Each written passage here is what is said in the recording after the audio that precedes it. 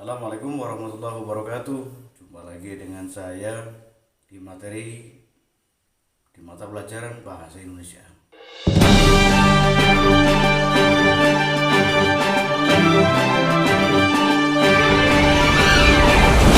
Langsung saja adik-adik, kita akan membahas tentang pidato nih.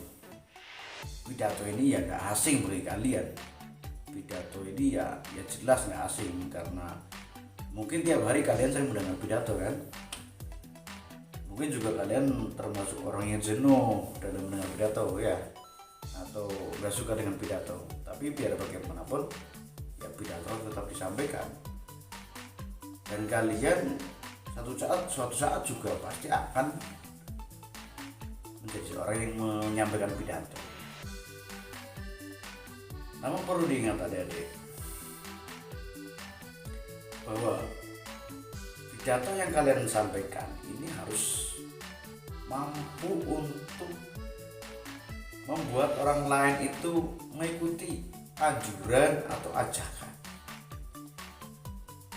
Dan tentunya perlu trik-trik khusus, perlu cara-cara tertentu yang harus adik-adik miliki. Ya kalau pidatonya asal jeplak, asal ngomong ya barangkali orang akan membuli kita, barangkali orang akan menganggap kita sebagai macam-macam. Ada yang menganggap ini ngomong apa dan sebagainya. Tapi kalau pidato yang kita sampaikan ini menggunakan rumus, menggunakan dasar, menggunakan cara-cara, ya 90% pidato adik-adik semua pasti akan didengarkan oleh orang. Nah, pidato yang berisi ajakan, pidato yang berisi himbauan, pidato yang berisi motivasi, pidato yang berisi larangan, perintah dan lain-lain, itu disebut sebagai pidato persuasif. Jadi pidato persuasif adalah pidato yang berisi ajakan. Contohnya, kalian ketua kelas mengajak anggota kelasnya untuk taat kepada aturan sekolah. Di depan forum, di depan kelas, kamu sebagai ketua kelas berpidato. Teman-teman, mari kita ikuti aturan yang ada dalam sekolah kita. Atau seorang kepala desa berpidato seperti ini. Wahai warga masyarakat, besok adalah hari kebersihan nasional. Maka besok saya mewajibkan semua warga untuk bekerja bakti, menjalankan atau melaksanakan kegiatan bersih-bersih desa. Nah, seperti itu dikasih dalil, dikasih dasar, misalkan dasarnya mungkin diambil dari hadis atau dari apa, misalkan an-nadhafatu minal iman, kebersihan sebagian daripada iman. Kayak adik-adik kan seperti itu. Kalau mau makan, kan adik-adik punya dalil kebersihan sebagian daripada iman, maka satu cepol dimakan semua. Orang tuanya mengatakan jangan deh ini, itu kan kebersihan sebagian daripada iman mak, gitu ya. Bukan, ini salah penempatan. Jadi pidato yang kita sampaikan berisi ajakan itu disebut pidato persuasif. Jadi lagi bahwa pidato persuasif adalah sebuah kegiatan menyampaikan gagasan, menyampaikan pikiran kita kepada orang lain dengan tujuan orang lain mau mengikuti apa yang kita sampaikan. Lalu bagaimana supaya orang lain mau mengikuti apa yang kita sampaikan? Sebelumnya pahami dulu ciri-ciri daripada pidato persuasif. Pidato persuasif itu yang pertama cirinya apa sih? Ada tahu nggak sih ya? Kalau nggak tahu ya dengarkan, perhatikan. Kalau sudah tahu ya mudah-mudahan semakin tahu. Jadi pidato persuasif itu pidato dengan ciri-ciri yang pertama, pidato tersebut berisi kalimat-kalimat yang membangun. bukan sebaliknya, kalimat yang menghancurkan atau kalimat yang membuat orang itu pesimis dan lain sebagainya. Kalau pidato yang membuat orang lain pesimis, membuat orang lain tambah ngedrop, tambah kecewa dan lain-lain, ya bukan pidato persuasif.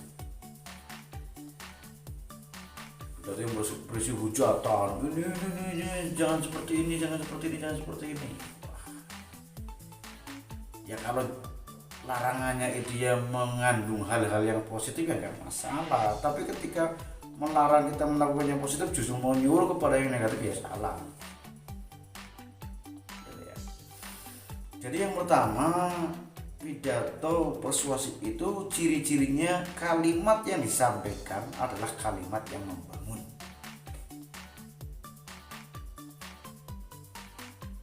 Jika ada sebuah desa, warga masyarakatnya lingkungannya kumuh, maka ya pidato yang kita sampaikan harus membangun. Pertama membangun membangun kesadaran bahwa pentingnya sebuah kebersihan. Setelah membangun kesadaran bahwa dengan bersih hidup akan menjadi sehat, dengan bersih hidup akan menjadi nyaman, dengan bersih dan segala macam, intinya bersih, membangun. Nah, kalau jiwanya sudah terbangun, maka raganya lah yang akan mengikuti. Kalau dalam lagu kebangsaan kita kan, bangunlah jiwanya, bangunlah padanya, bangunlah jiwanya, bangunlah badannya. Kalau jiwa sudah bangun, maka badan akan mengikuti. Jadi ciri yang pertama pidato persuasif adalah kalimat yang disampaikan berisi kalimat-kalimat yang membangun, bukan menghancurkan. Paham ya? Oke. Selanjutnya, ciri yang selanjutnya adalah yang kedua, bahwa pidato persuasif ini berisi ajakan. Setelah tadi berisi kalimat membangun, ciri yang kedua berisi ajakan, berisi perintah, berisi rekomendasi, berisi larangan, tapi larangan untuk meninggalkan yang tidak baik menuju kepada yang baik. Jadi ciri yang kedua, pidato persuasif itu ya berisi perintah, himbauan, ajakan, tapi dengan cara-cara yang baik tentunya. Ini ciri yang kedua. Kemudian ciri yang ketiga adalah menyuguhkan topik permasalahan. Menyuguhkan topik permasalahan. Misalkan ini lagi pandemi, menyuguhkan topik permasalahan yang tengah terjadi di masyarakat kita atau di negara kita, bahkan di dunia ini, tentang pandemi COVID-19. Jadi menyuguhkan materi itu, misalkan tentang memakai masker, tentang vaksin. Jadi ciri yang ketiga adalah menyuguhkan sebuah masalah atau topik yang sedang terjadi, atau membawa topik atau membawa ya masalah tadi. Bukan kita membuat masalah, bukan, maksudnya membawa permasalahan agar menemukan titik temu atau solusi. Ya. Setelah memahami itu, adik-adik, apa sudah cukup? Belum.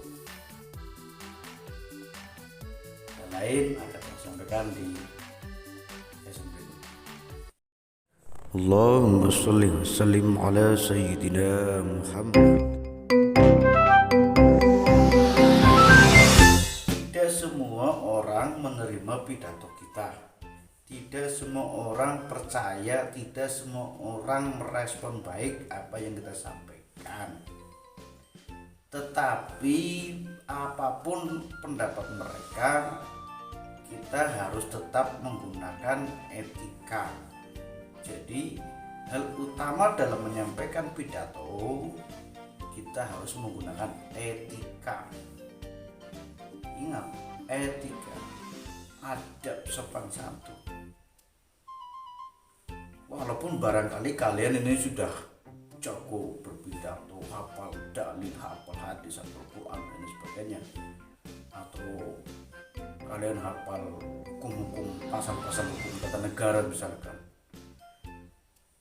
jangan mentang-mentang kalian sudah pandai, kalian berbicara di depan masyarakat seakan-akan menganggap masa bodoh semua. Itu jangan. Sepandai apapun kalian harus kedepankan etika, akhlak, karena ilmu tanpa akhlak percuma. Jadi menggunakan etika ya, jadi menggunakan etika yang tepat ya, menggunakan etika yang tepat. Setelah menggunakan etika, kalian menggunakan emosi yang stabil ya. Jadi dalam menyampaikan pidato itu ya jangan kemudian turun blank, hilang materi dan lain-lain. Stabil. Oke lah, ada penekanan sedikit, ada ya dikasih canda-canda kayak sedikit, dikasih hiburan guyon sedikit, nggak masalah biar orang nggak jenuh ya. Tetapi tetap dalam berpidato, apalagi di depan forum resmi misalkan, dia tetap stabil dalam menyampaikan. Contohnya begini, bapak-bapak, ibu-ibu semua yang saya hormati, bahwa pada dasarnya kita semua adalah makhluk yang penuh dengan kekurangan. Oleh karena itu, mari kita saling ingat mengingatkan. Jadi stabil. Bapak Ibu, kita itu orang yang ceramah atau ya ceramah di panggung-panggung besar seperti kiai-kiai dan lain. Tapi kalau pidato harus stabil. Ada nada tinggi, nada rendah, ada intonasi yang naik turun dan segala macam. Itu ya wajar, tetapi ya jangan terlalu menggebu-gebu banget gitu. Standar ya standar segimana standar. Nanti ketika menggebu-gebu saking menggebu-gebunya, saking emosi yang gak terkontrol, justru nanti penyampaiannya itu lupa kita sebenarnya mau ngomong apa. Karena saking semangatnya. Makanya hati-hati dalam berpidato, kita harus kontrol emosi kita. Kontrol emosi, jangan sampai kita ngeblank. Karena apa? Kita terbawa oleh suasana, mentang-mentang orang tepuk tangan begitu meriah gitu, kemudian materi kita hilang. Terus setelah kita menggunakan emosi yang stabil, kita juga harus menggunakan logika. Ini ketika kita menyampaikan materi kepada orang lain, menyampaikan pidato kepada orang lain, maka syarat yang ketiga itu harus menggunakan logika atau ajakan sesuai dengan kenyataan. Kalau ini era pandemi, kita suruh menjaga kesehatan dengan cara pakai masker, tujuannya agar orang lain yang barangkali terkena virus COVID tidak menular kepada kita karena hidung kita ditutupi pakai masker. Ini logis, ini logika, masuk akal gitu loh. Kalau tidak logis, waduh, parah ini. Nanti orang akan berbicara itu pembohong dan lain-lain. Juga sesuai kenyataan. Ya memang ini lagi pandemi, ya bicara pandemi. Tapi sekarang juga sering kita melihat banyak info-info hoax. Kalau orang Jawa mengatakan info hoax, blog, ya, artinya banyak info-info yang barangkali kurang tepat atau kurang benar atau enggak sesuai kenyataan. Ya, matematika, emosi, logika gitu ya. Jadi 3 hal ini yang harus kalian terapkan. Allahumma sholli wa sallim ala sayyidina Muhammad.